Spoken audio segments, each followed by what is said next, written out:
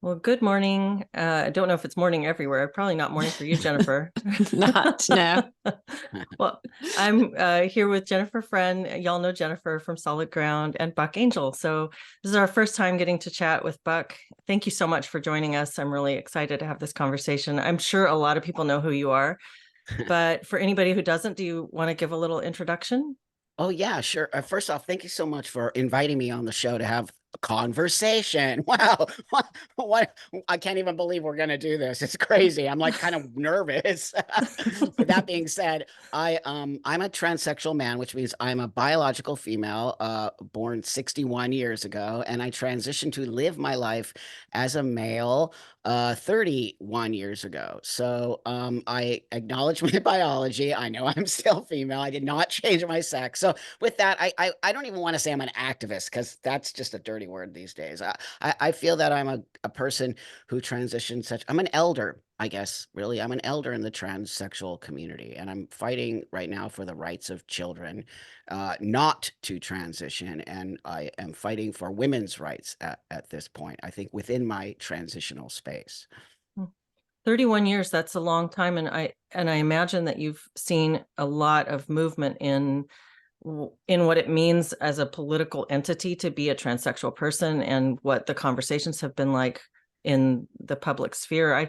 Yeah. I feel like it's not something that's been on my radar for all that long. I guess the first time I had a friend who transitioned would have been in the, I guess, like the around 20, maybe 2007 or eight. Mhm. And I met a person that I'd gone to high school with who had transitioned. And I just felt like this is really interesting.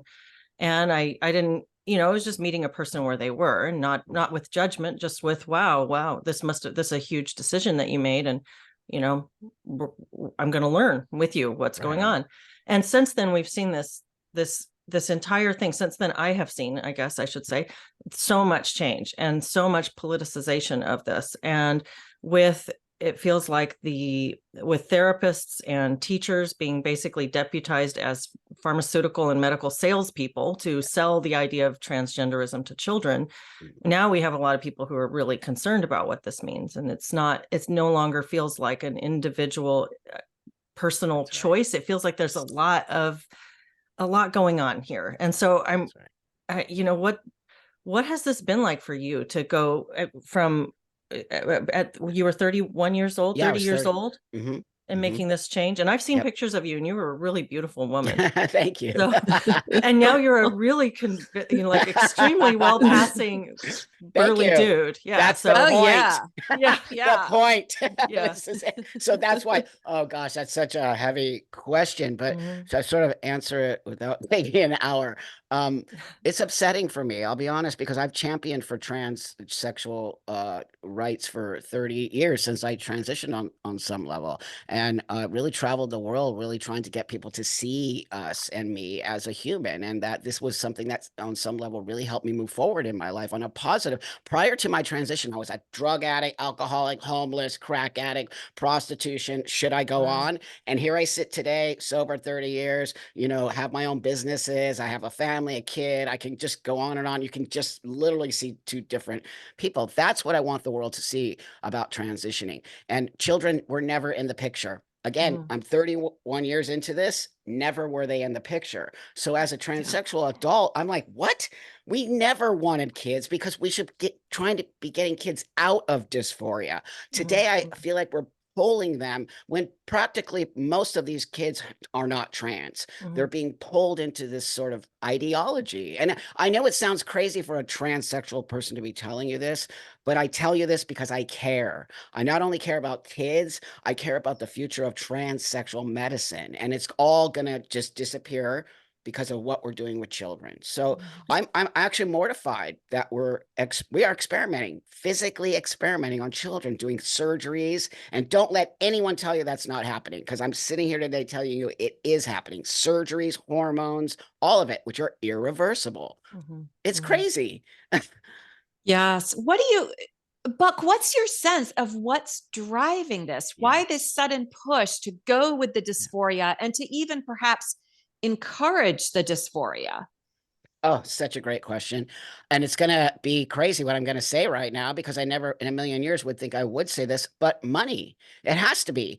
I have sat and, really, I distanced myself from this for a long time because I knew it was becoming politicized and I didn't want to get into this as a political statement. I wanted to get into this as a medical space. This is a medical space, by the way. Mhm. Before we move forward, I really want people to understand I'm a transsexual. I'm not transgender. And this is how I can distinguish between these two. And I can help all of you out there distinguish between the difference between me and them. And they are an umbrella term. I am a medical condition called gender dysphoria, where I got diagnosed. I go through a medical system. I want to look like a man. All right. I want to act like a man. I want to be a man. And that's always what I have done and what transsexuals have done. We used to call it a sex change, right? But we know we can't do that. Here I am, right? Today, you can look at the trans umbrella and they're pulling people in to be trans, right? I'm not trans. I'm a transsexual. It's my medical condition. So these kids are now identifying as trans. So it's become an ideology. It's become an identity choice. Yeah. So, right. It's an this is not an identity choice. I don't want anybody to even know I'm trans. Like, so I just really want to put that on the table so people can kind of see why I call myself a transsexual as opposed to trans. So then I started to see this influx in young people on the internet. Just, I'm trans. I don't have to transition to be trans. I don't need gender dysphoria to be trans. Anyone can be trans. Self ID. I was like, what is that? It was like, you can completely see the sort of storm coming in, and you're like, should I get in the house or should I put the sandbags out? I was confused. I put the sandbags out too late. I did. I feel sort of bad about myself not stepping up to the plate, but I think it has to do with money and some form of control or something. But money comes to mind first. Hmm.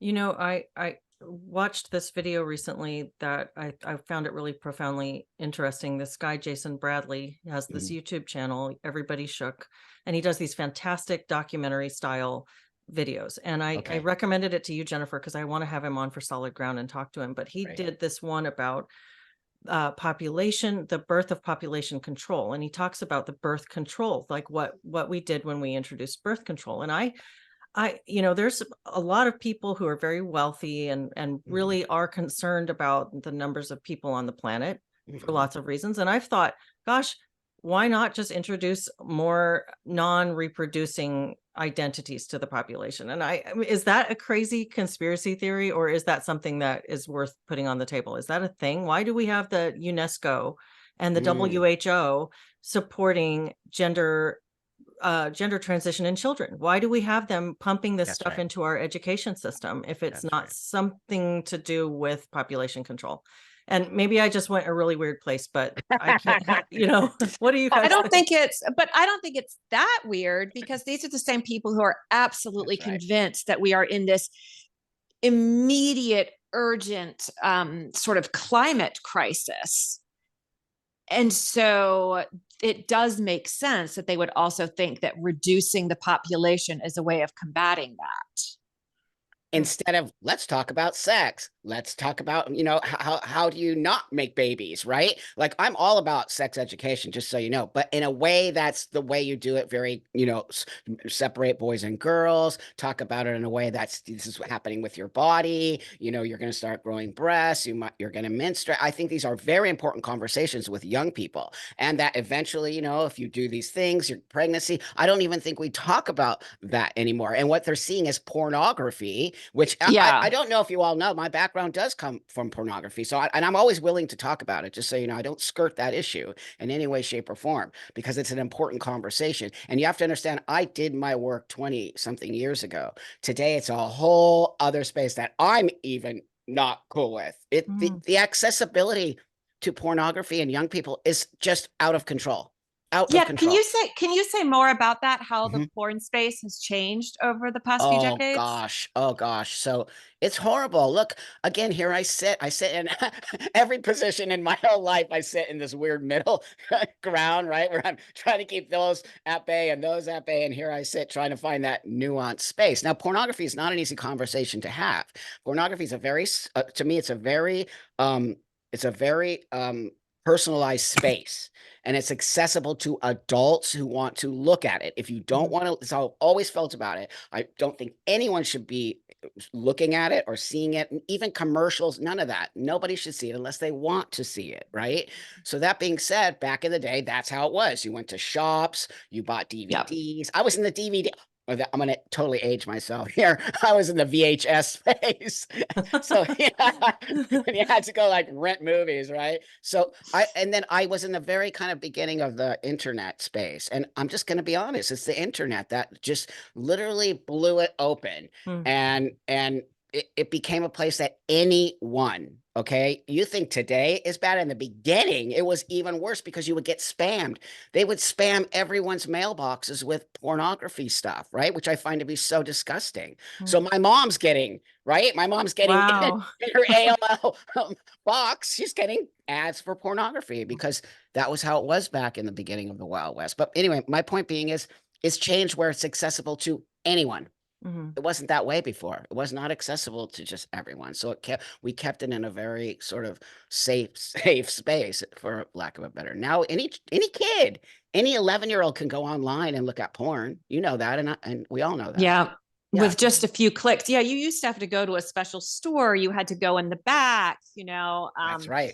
Yeah, That's right. I mean, I'm 56, so I know these things too. And Yep. like our local video store in one of the places I lived, it was a normal video store, but then there was a black That's curtain right. in the back, That's right. and Totally. it had a sign: you have to be 18 to enter, and Yep. so you had to deliberately go out of your way That's to right. get this. That's Now right. it's just a click It's in not the even a click. privacy of your home. It's gross. Okay, so again, you have to understand, I very much champion for sexual rights to adults. I also champion to keep kids away from sex, right? Like, are you kidding me? There's a person on TikTok talking about kink and kids.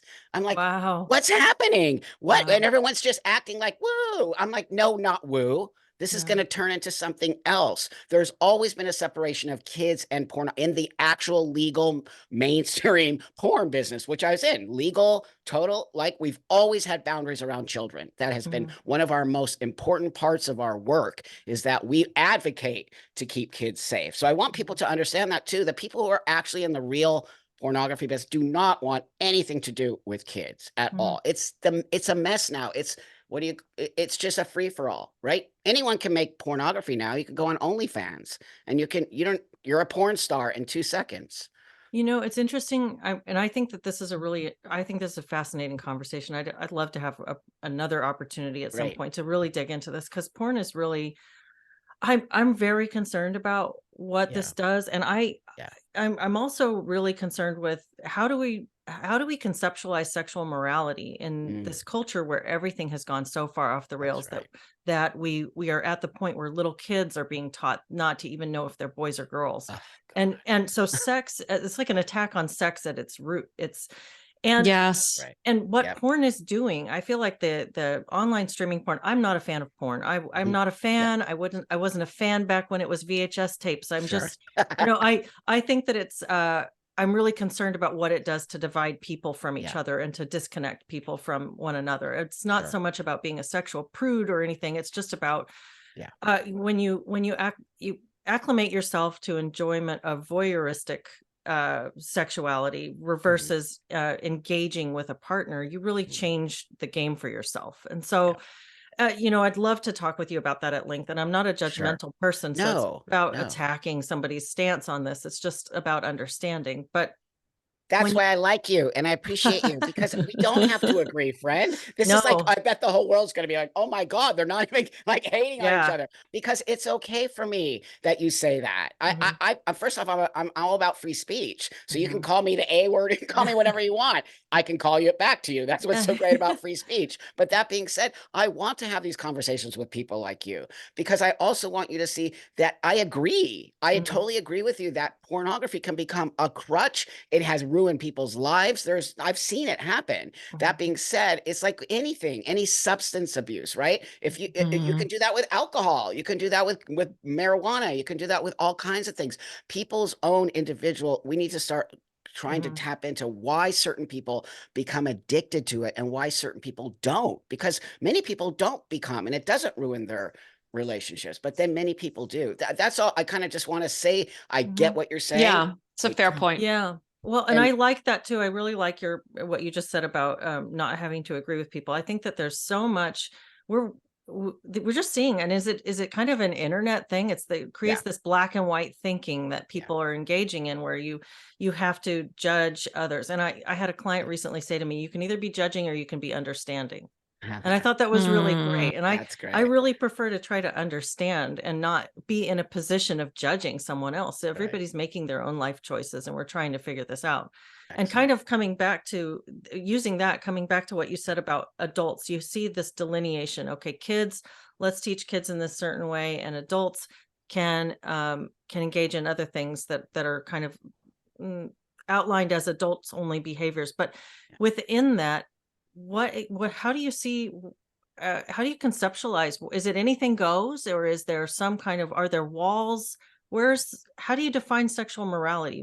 And this is that's a a big, great, big question, I know, but a huge question. And again, I think one of the things we need to understand is, I mean, it's such an overused word now, like gaslighting, nuance. And I really do believe people should be able to come to things in their own way, shape, or form. Now, that being said, kids coming into sex and sexuality and sexual morality, I think that's up to each individual family. If you want to teach your kid that all these things are bad, stay away, abstinence is the most important, I don't see why that's a problem, because it is the way you want to raise your family. I might want to raise my family in a different way and teach my kid things in a different, that's why I think family is so important on so many, in this whole conversation, whether it's pornography, whether it's LGBTQ, whether, you know what I mean? It's just talking about kids and what they're seeing in school. I find that family and moralities and morals and integrity and all the things you want to teach your kid should come from the home. And should not come from out there. So when you're telling me, oh, you know, my office is full of product because I work in an industry that is adult, right? So I make adult products, and my child is not allowed in my office, even though I'm very open about what I do. He doesn't know that's what I do, right? Because he's 11. He doesn't need to know that. And he doesn't need to see that. It doesn't mean that I think it's bad at all. It just means he's not ready to see that. Right. And I know that in my mind. He's not ready, and he doesn't need to see that. That's not something that needs to be put on him at 11. Just like gender identity. Are you insane putting that on an 11-year-old kid, making them try to choose who and what they are at 11? You're non-binary at 11? No, you're not. No, you're not. You're a dude or you're a chick. That's how I talk to my son. He comes home, oh, somebody was non-binary at school. I go, dude, it's a joke. He's like, I know. So I don't know if I answered that question. No, I really correctly. Yes. And I love the stress on parental rights and family individuality. I think that if we start looking over the shoulders of other families and how they're doing things, we're just always going to think they're doing everything wrong. But that's right. This was, I have, my older two daughters are 27 and 25. And when they were, wait, what? Yeah. Oh. That is actually weird because you look 27 or no, 27. I'm 47. So right I was, thank you. And you look great for 61, by the way, too. And Jennifer, you look great for 56. We all said our ages, so we have to say we look great. But when I was raising them, I was, the people I knew who had little kids, I was sure that they were doing everything wrong and I was doing everything right. Totally. Like those guys, they spank their kids and their kids are going to hate them and be rebellious. And those guys, they're way too permissive and they blah, blah, blah. And so I had my own set of judgments about how everybody else was doing something wrong. And then when all these kids got to be young adults, I'm looking around and these are all pretty well-adjusted people. They're just normal people. They're just, everybody does it differently. And if we spend all our time judging how somebody else is doing it, we're just going to come up with a list of criticisms and not be looking at our own life. So I love the stress on parental rights and individuality. Thank you. I mean, I just think we're losing family also. I see it. I'm not a dummy. Right? Yeah, it's really disturbing. And back to the sex ed thing. It's so strange to me what's happened with that, because when I was a kid in 5th grade, we had one day where they were giving us the sex talk. We all knew it That's was right. coming and we were all hee about it. They, Totally.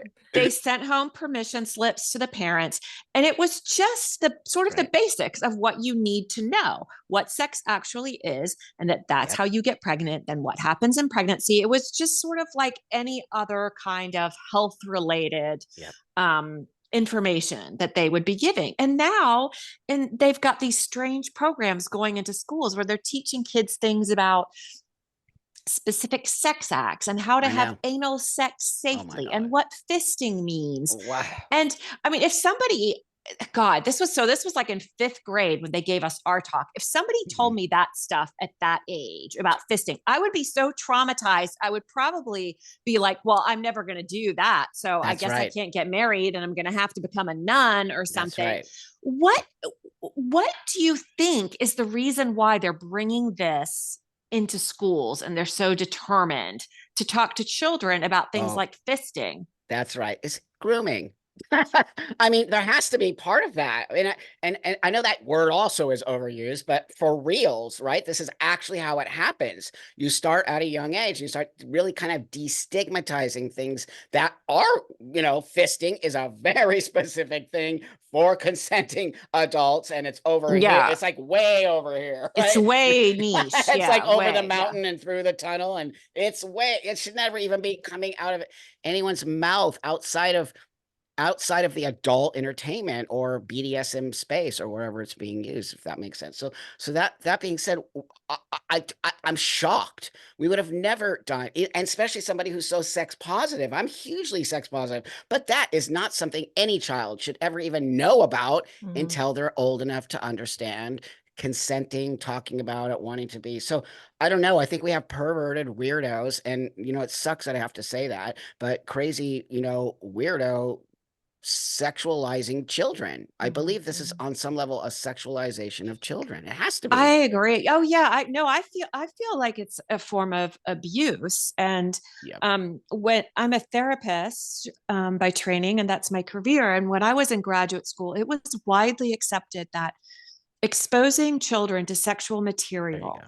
was in and of itself a form of abuse. And That's I right. still very much believe that, because I can understand that they're not developmentally ready, That's and right. that you don't want a young child interested in sex. You don't want to cause arousal. You also don't want to scare the living crap out of them, That's right. which I think a lot of this will do. And it just, Sick. It's sick. it totally freaks me out. Me too. How do you? So my kid, he's an 11-year-old boy. Butthole.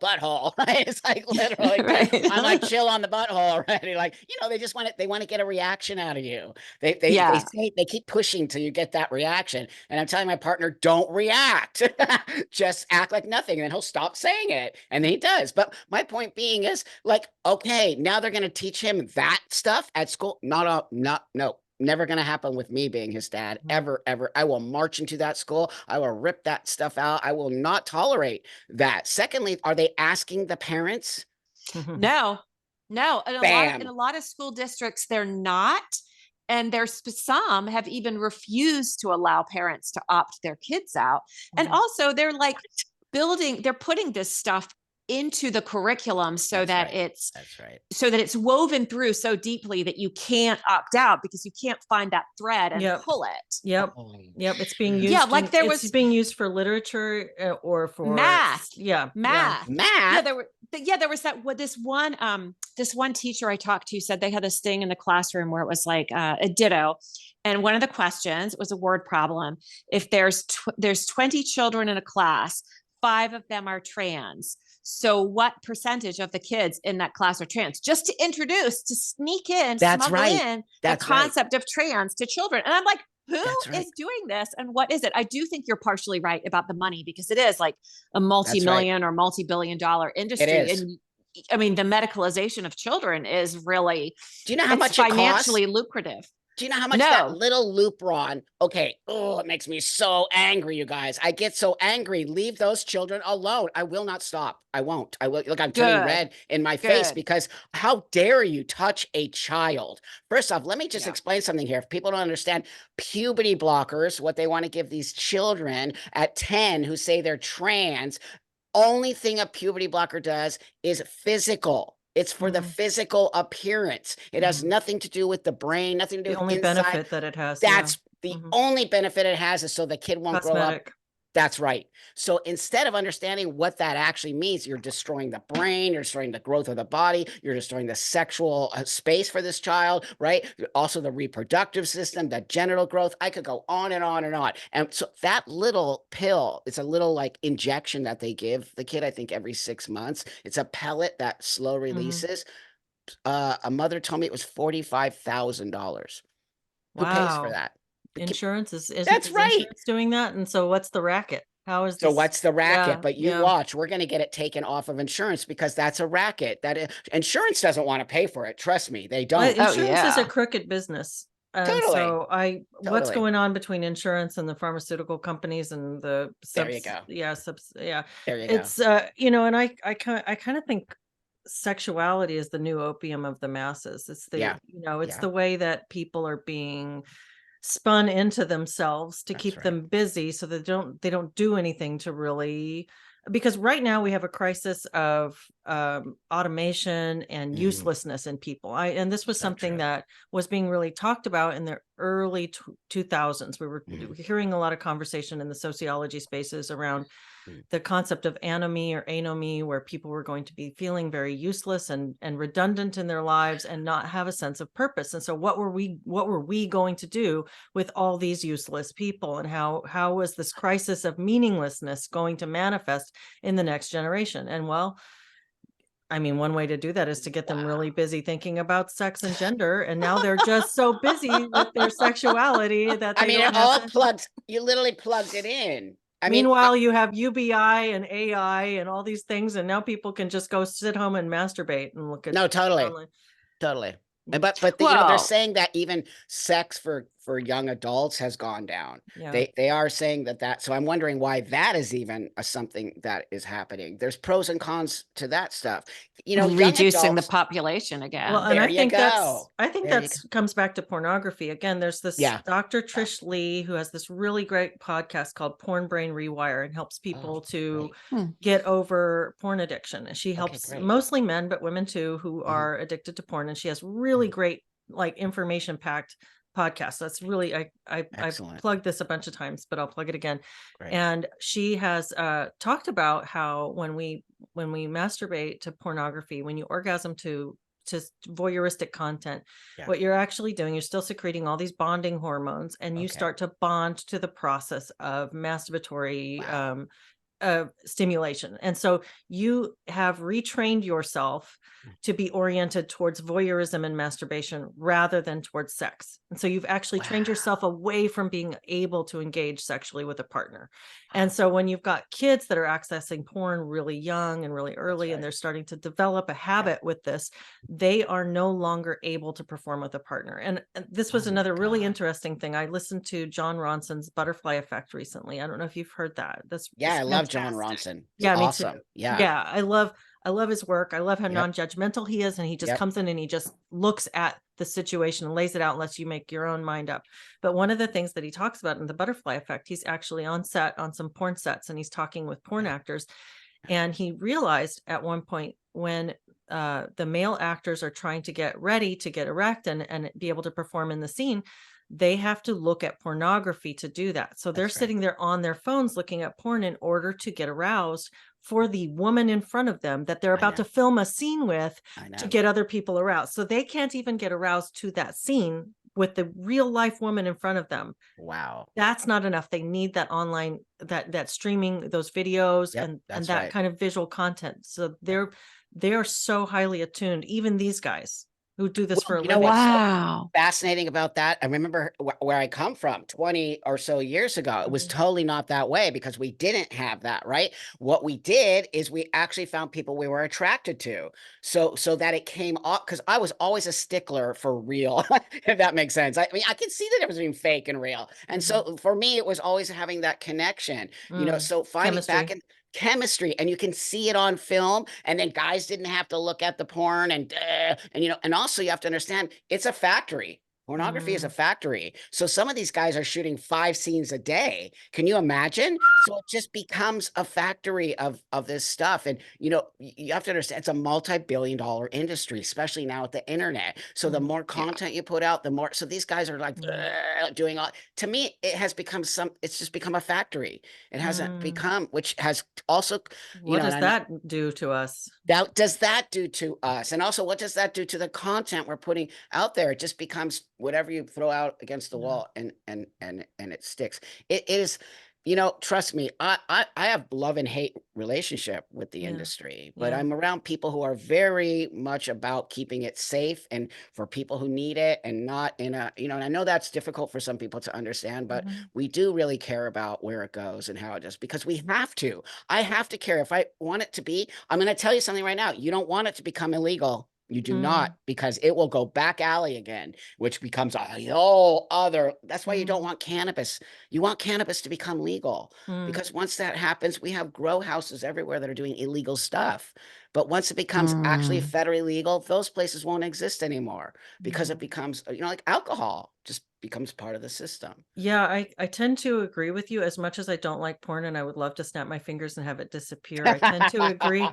I tend to agree about the legality a little bit, because I'm much more interested in what's ethical and what's moral than what's legal, because legal is kind of the last resort. That's right. I'm not a big fan of that. But I hear you. I hear you. yeah, I mean, that's where we find that sort of common ground with it. Is what I'm always trying to do with people. I get nailed by those, what do they call them? Gender critical people. I get nailed by them all. They come after me hard. I'm just like, hold up here. It's your fault. It's not. I made movies. I didn't force people to watch my movies. But you have to see, I get that a lot from people, that it's my fault people are watching or in porn, or or well, I when people glamorize really it. want to be polarized, and when people are trying really hard to fall into black and white thinking, it's very difficult to That's right. occupy a middle ground position. And it seems like that's something that you're really doing. And I think that it serves a purpose to be a person who can say, okay, I can sit here in the middle and see both sides. Yep. And so I can. you've probably gotten a lot of hate from the trans activists, and then also the gender criticals are not happy with you. So what's that like? I love it. Are you kidding me? I live for that stuff. I've always been that guy. My dad said, you must be loving this, because I've always been that guy who pushes against the grain, if that makes sense. And I've always been a very individual person. I transitioned before pretty much anybody back in the day. The people hated me when I transitioned. The lesbian women I was around, oh my God, they called me a traitor. People hated me. I mean, I got so much crap from everyone for transitioning. I was the first person here in Los Angeles with my doctors, everyone. People thought I was totally insane for doing this. Fast forward today, a lot of those women are now asking me, how do they transition? Which is fascinating to me. What changed in that space? And why are now more people thinking they're trans, why didn't they think they were trans 30 years ago? Does that make sense? Like, I don't know why all of a sudden I felt like this my whole life. And I've always been that guy to push against. And I'm not going to let two groups of people who have different opinions than I do tell me how to think. That's just not going to happen. So if I'm the bad tranny, I don't care. If I save one child, I want to tell everyone here today, if I save one child, I did my job. And I already have. I know it. Kids write me all the time. Thank you, Trampa. Thank you. I didn't go the route because I listened to you. And I'm not trans. I'm just gender nonconforming. So you lived 30 years as a woman, and then you've lived 31 years as a male, and As a male, yeah. What, transsexual man. Yeah. You appear very masculine, so it's Thank like you yeah, I don't know what the proper terminology is around that. People get you mad look like a good when I tranny. say, yeah. I like the tranpaw, that's cute. But so do you feel like, and I think that one thing that you, as an example to younger people, do very well, is to show that they don't have to be in such a rush. They can wait, because you pass so well. And so when I'm talking to a 16-year-old girl who is desperate to take her to get a mastectomy and wants to get on pills for hormone replacement for masculinization, I can say, look, there's no hurry. Let yourself grow up. If you still feel like this when you're an adult, that's another conversation. that you can have, and it's not going to compromise your ability to appear the way that you think you want to appear. So don't be in such a rush. You allow yourself the opportunity to know what it feels like to be in an adult body first before you start to think about changing that. And so I think that you serve a really good example for people who have a kid who's in that rushed kind of headspace. Well, they're And being pushed into that headspace. You They know that. are, They're being yeah, told that if they don't, they'll kill themselves. So a horrible, that's horrible right. thing to even say to a parent, because Mhm. we all know that's gross. Secondly, hello. Hello, I'm here. And I went through puberty as a female and I lived 30 years. So everything you're saying, my friend, is exactly what I say to them. And then they don't like, well, Buck, if you would have had an opportunity as a kid, you would have transitioned. Like, do not speak for me. Do not Mhm. tell me that. I would have never chosen it. Even today, I wouldn't have chosen You it. wouldn't choose to Why? go back and do Nope. that. No, I would not. Now, I struggled to get to this space. Thank you. Thank you, God. If I didn't struggle, I would not be this dude I am today. And that's what I'm trying to get the kids to understand. You got to live some life. You got to figure it out. By the time you're 18, 19, go ahead, kiddo. If you think you need to really do it, you go right ahead. But I'll tell you right now, I'm pretty much sure you're going to change your mind. And then you're going to turn around and thank me, because this is no turning back. I cannot go back to living as a woman as much as I would want to. And then I'd send them to the detransitioners. I'm like, Mhm. go listen to some detransitioners. Stop listening to all your Yeah, trans friends who are telling you, oh, dude, you must be trans because you like short hair, Mhm. right? They're telling kids, like, there's peer pressure from Mhm. the other trans kids to become trans. Mhm. Yeah, Jennifer, it's like what you mentioned, how we've totally rewritten what it means in terms of child development to expose kids to sexual content early, but we've also rewritten what it means to listen to how adolescents develop an identity. Like, that's where did right. that go? Didn't we used to have a widely accepted and understood uh, body of knowledge that kids go through an identity development process, and there's an identity That's crisis right. during adolescence, and we don't really know what we want? Right. Well, and we try on all our different identities and we think, aha, this is it. And then we Yeah. say, no, not so much. Let me try something different. And that's actually part of, I think, the it's sort of like it's the work of adolescence, but it's also some of the charm of it and the Mm. play. And it's quite funny to look back on our stages that we went through. I used to have this crazy spiked hair and, wore crazy clothes. And I look back on that fondly, but I'm really glad that there wasn't an option for me to permanently do that to my hair. Right. Uh, you know, it's just when I look back now on myself as a young person, I realize how little I knew and how highly emotionally attached I would get to whatever the sort of flavor of the day was. And to be making permanent decisions when you're going through that, I just think it's really kind of tragic that we're Yeah. not protecting Yeah. kids. No, we're not. That's a great word right there, protecting. I feel like if you saw a picture, you would see me like this in front of the kids. Go ahead and try it. That's what I just feel. Leave them alone. They don't know who they are. You're telling them who they are. That's Remember, right. remember what I said earlier, the difference between a transsexual and a transgender? Transgender is an identity. You see what they're doing? They're Right. dangling the identity. This is so different. They're not even going towards transsexual because they're not. So that's how I can show you these kids are identifying as trans joy, trans rights are human rights, trans women are women, right? Blah, blah, blah. All the mantras all go to very culty behavior. They're literally that's an Yeah. indoctrination. And when a kid says, I'm trans, I'm like, but what does that mean, kiddo? They can never answer you, ever. Mhm. Mhm. Ask a kid what a transsexual is. I have so many younger guys, young trans men who are like 19 or 20, really latching onto me and Mhm. saying that they are also identifying as transsexual now. That's how Mhm. they know, and they don't want to be associated with the Mhm. trans umbrella. So I'm actually trying to show you the difference between there are young men like me. There's no doubt about it. But we have to understand it's so small. Trans is a Mhm. small Yeah. mental ill. It's a mental disorder. It really is. I have a mental disorder. It doesn't make it bad. It makes it Mhm. good for me to understand why I feel this way, right? When you get a diagnosis of anything, right? Of diabetes, all of a sudden you're like, oh, that's why I don't feel so good. Mhm. Mhm. You Yeah. know? Yeah. Well, and then there's a bunch of people running around identifying as diabetic. It's crazy. That's what I'm saying. You're literally identifying as my disorder. It's Mhm. insulting. It's Yeah. wrong. Yeah, it's insulting to me. It took me a long time to get to this space, and I very, very much hold a lot of gratitude for where I'm at today. Mhm. And it's Mhm. why I fight this fight, because this isn't an easy path. And I don't want Mhm. any kid to go down this path unless they are adamant that they're never, ever going to look back. I have never looked back, not once, not the minute I took that testosterone to this time I sit today. I've never said, oops, did I make a mistake? Never, Mhm. never, No, you've never had any regrets. never. Mhm. Why? Mhm. Mhm. Well, I think it's interesting to ask the question, and I don't know if anybody's asking the question, is there a biological component to Mm, what's going on with the mm, increase in gender dysphoria among young people? Is there something mm. going on? No, And I wonder I don't about think the so. endocrine disrupting chemicals that Okay. we've Yeah. have more hormones. There's birth control in the water. They Hmm. test it and you find hormones everywhere. We're Hmm. pumping our cows full of hormones. I mean, we're just Hmm. doing all kinds of experiments. They warn us about the phthalates in our plastics, Hmm. about the BPA, and all of the Hmm. reasons that these warnings are out there is because it disrupts our chemical, Sure.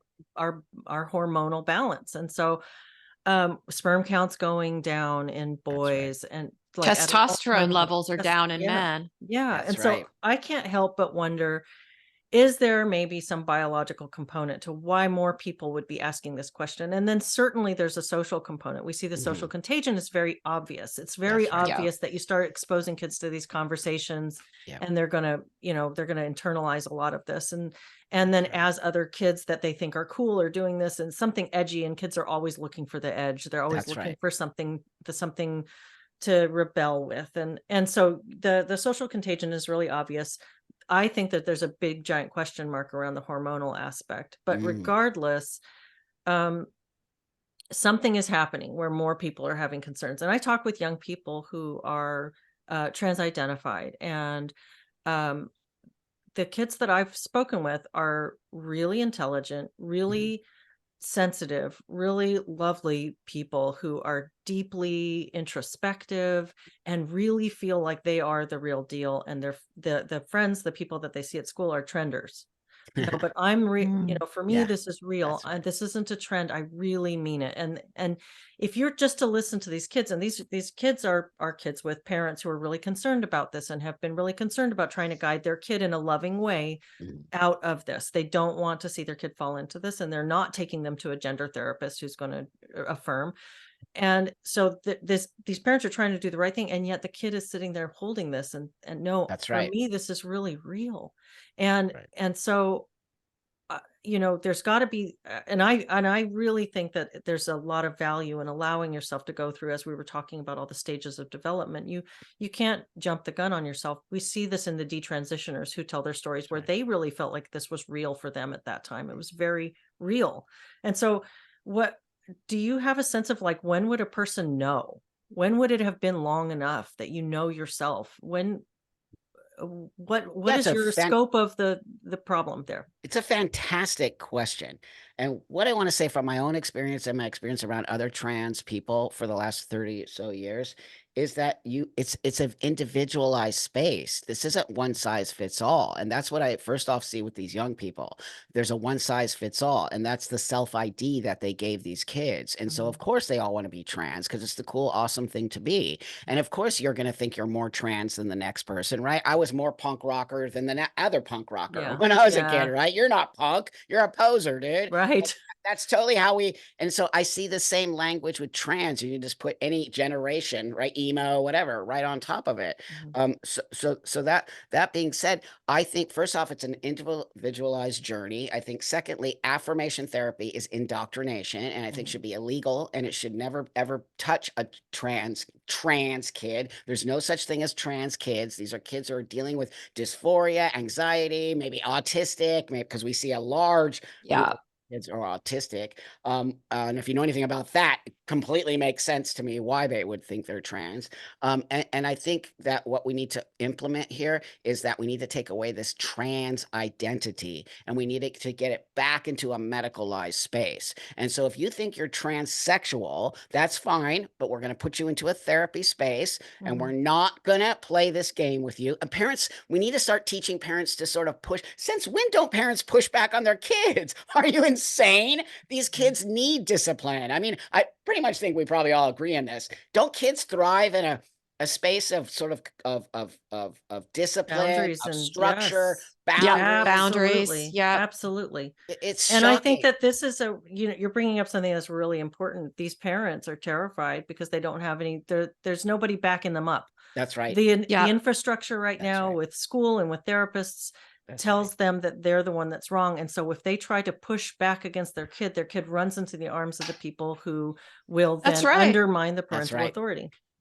Well, that's right. I mean, that goes back to what you were saying earlier, Buck, about the importance of the family. And this undermines the family so much. That's I mean, if you right. can't even agree on the most basic things, it's totally undermining. And Right. parents have been bullied Oh my by God. therapists who tell them, well, would you rather have a happy trans kid, or would you rather have a dead kid? This Unbelievable. utter Mhm. nonsense. What? I And mean, the but fact. as a parent, it would be terrifying, right? You'd think, well, I better do what the experts There you go. say. There you go. Mhm, Don't you mhm. guys see it? We see it. We're trying give this to the world. This has been a complete plan. It's a plan. And they're implementing all of these little pebbles. See, I see pebbles leading to the van with no windows, right? I see that.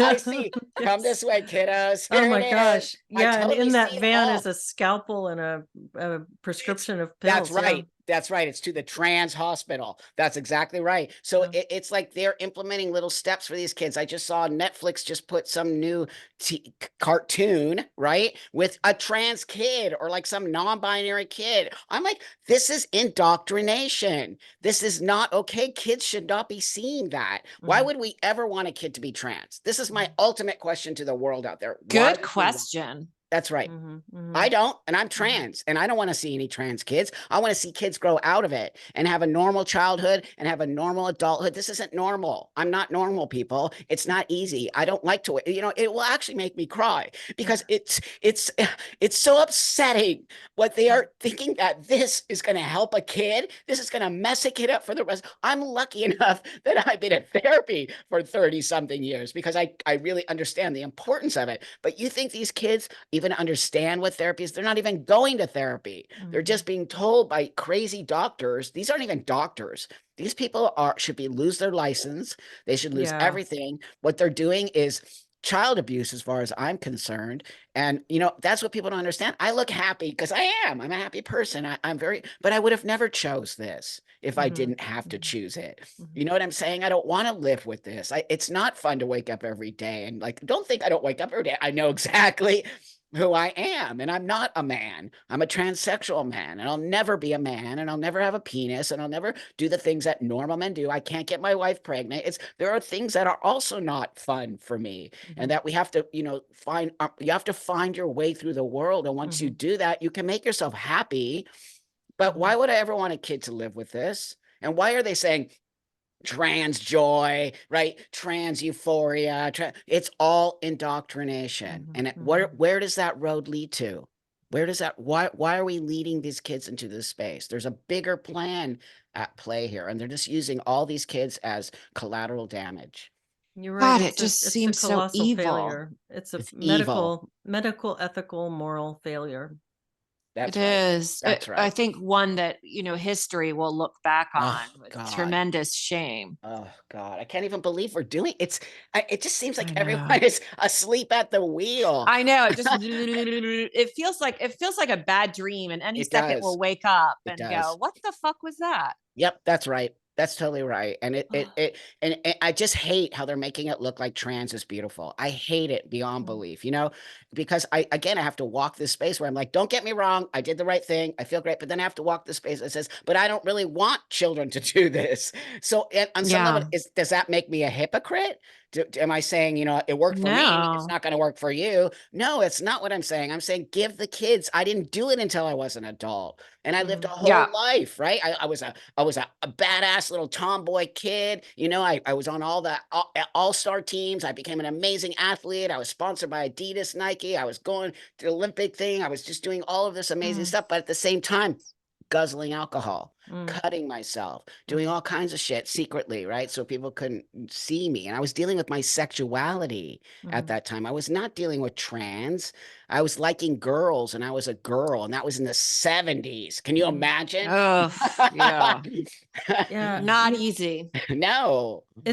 I know we have to wrap up because we have a time limit, but Okay, I would love to talk with you sometime, Buck, about the partition between childhood and adulthood. And I don't know, it sounds like you have one definition of that, and I don't know what my definition of that yet is, but I have the sense that we really are training kids to be the kind of adults that they're going to be. So there's got to be there has to be some education about what the adult life is going to be like. And we also, what the idea that like everything opens up and it's this playground of the mind once you're an adult, that's not allowed to you as a kid, that's not available to you as a kid. I wonder about that, and I'd love to maybe explore that and that would be awesome. Talk about that, because I'm not sure how I conceptualize that, but it sounds like you have a concept of that it would be interesting to look into. What I like to say is this: I'm in charge here, kiddo. to the kids, and also to the young kids out there. I don't care if you dislike me. I am Trampa. I'm an elder in this community, and I take that responsibility very seriously. And why I step up, and why the kids are trying to punch me in the face. What kid doesn't say that to older, right, people? You're wrong. But also what I want is for kids to be able to find their footing without a parent always correcting, right? Like that's also not good. You also have to let a kid fall. But we cannot, I beg of everybody out there listening to this, we cannot say they're trans kids. That is actual lie. Yes. And you're actually doing damage to these kids, damage beyond belief. So that's kind of where I want to leave that. Thank you so much. It has been an absolute delight meeting you, Bob. You too, friend. Thank you so much. Thank you for being a therapist. We need more. I can tell you're awesome. We need more of you. Oh, thank you. One thing I've really enjoyed listening to you on other interviews and in your own videos is just what a warm and loving presence that you really have, Buck. I love that you really are all about connection and trying to understand the other person's side. And I really come back to that thing that you said earlier about, even if you don't agree wholeheartedly with someone, you can still have a conversation. You can still be accepting. You can still be respectful. And I really think that's fantastic. And we need a lot more of that. So thank you for doing. Thank you. Thank you, ladies. I don't know if I'm going to get in trouble for that. No, not with us. We're all ladies here, by the way. Right on. Thank you so much. Thank Have a you. great day. Bye. Yeah, you too. Buck.